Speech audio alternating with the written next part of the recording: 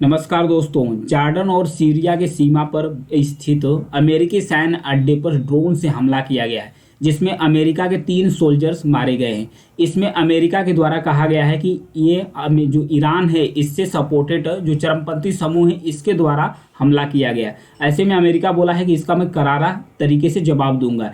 इन सब सारी बातें को लेकर ईरान ने इस मैटर को खारिज किया। ईरान ने कहा कि इसमें मेरा कोई हाथ नहीं है। ईरान का कहना है ऐसा, मेरा कोई हाथ नहीं। लेकिन अमेरिका का मानना है कि ईरान के द्वारा सपोर्टेड जो चरमपंथी समूह है वो इस पर अटैक किया है। तो आइए जानते हैं कि किस समूह ने अटैक किया है और कौन लिया है हमले की जिम्मेदारी। तो यह है जॉर्डन, ये है सीरिया। इसके बॉर्डर पर स्थित अमेरिकी सैन्य अड्डे हैं, मतलब 3 इस पर अमेरिकी सैन्य अड्डे हैं। एक अमेरिकी सैन्य अड्डे पर ड्रोन से अटैक हुआ, जिसमें पहली बार जो अमेरिका के सोल्जर्स हैं 3 सोल्जर्स मारे गए। गजा युद्ध शुरू होने के बाद से ये पहला मौका है जब इस क्षेत्र में हुए किसी भी हमले से अमेरिकी सैनिकों की मौत हुई है। इससे पहले किसी भी अमेरिकी सैनिकों की मौत नहीं हुई थी।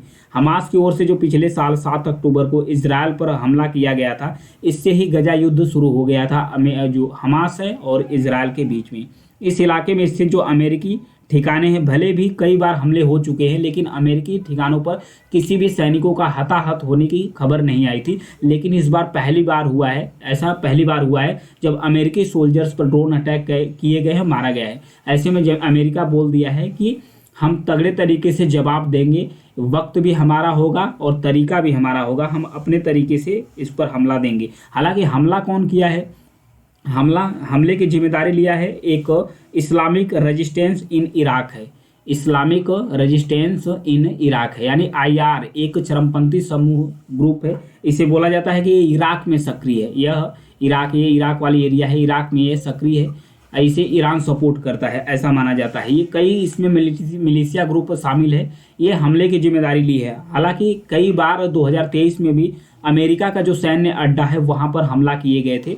इसकी भी जिम्मेदारी IRI के द्वारा ही लिया गया है। उसने अपना बयान जारी करके बताया गया है कि ये हमने हमला किया है, इसकी जिम्मेदारी भी हम ले रहे हैं। उसने इस समूह ने दावा किया है कि उसने भूमध्य सागर में इजराइल का जो कंट्रोल है, जो तेल नियंत्रण है, यानी कि जो भी ऑयल सप्लाई हो रहा है उसका जो जहाज है यानी कि शिप है, उस पर भी हमला किया गया है। यानी जो भी व्यापार कर रहा है वहाँ इजराइल के साथ, जिसके भी शिप भूमध्य सागर से होकर और रेड सी से होकर गुजर रहे हैं, ये भी चरमपंथी समूह कह रहा है कि उस पर भी जो जवाब जो हमला है वो किया जा रहा है IR से, यानी कि जो इस्लामिक रेजिस्टेंस इन इराक है उसके द्वारा हमला किया जा रहा है। तो ये हमला कहाँ हुआ है? अमेरिका का एक सैन्य ठिकाना है जिसका नाम है टावर 22 है नाम है इसका। इस पर हमला किया गया है। रक्षा विभाग के अधिकारी ने बताया कि जो ड्रोन से जब अटैक हुआ था तो खबर कैसे नहीं लगी अमेरिकी अधिकारी को। तो इन्होंने बताया कि ड्रोन काफ़ी नीचे से आ रहा था। बहुत धीमी रफ्तार से आ रहा था। उसी समय अमेरिका का एक ड्रोन अपने अभियान से, अमेरिका का भी एक ड्रोन गया था, वो अपना जो टारगेट है, अपना कैंपेन है, अभियान है, वो पूरा करके वापस आ रहा था। तो अधिकारियों को पता नहीं चला कि ये जो ड्रोन आ रहा है, ये ड्रोन अमेरिका का आ रहा है किसी और का आ रहा है। तब तक जो सेंसर है वो जवाब नहीं दे पाया। जो एयर डिफेंस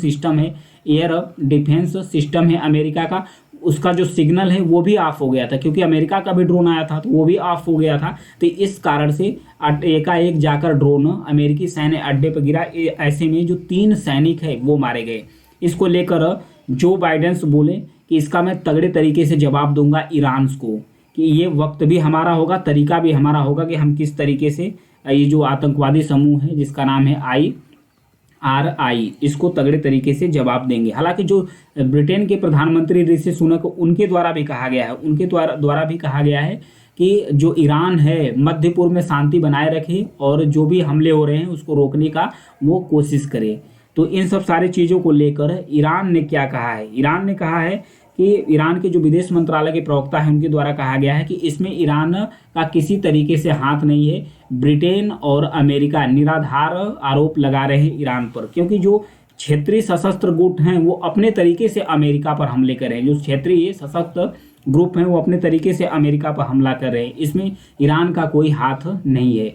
तो ये था ईरान और समर्थित जो चरमपंथी गुट है, अमेरिकी सैन्य ठिकानों पर हमला किया गया है। पहली बार इस क्षेत्र में अमेरिका के सोल्जर्स मारे गए हैं। तो अमेरिका भी तिलमिलाया हुआ है, क्योंकि अमेरिका के जो राष्ट्रपति है जो बाइडेन और उसके साथ साथ जो उनकी वाइफ है जिल बाइडेन, इन्होंने कहा कि मैं अपने सोल्जर्स और उनके फैमिली के साथ खड़ा हूं और इसका मैं जवाब लूँगा, तगड़े तरीके से जवाब दूंगा, इसे खाली जाने नहीं दूंगा। देखिए अमेरिका रिप्लाई में क्या करता है।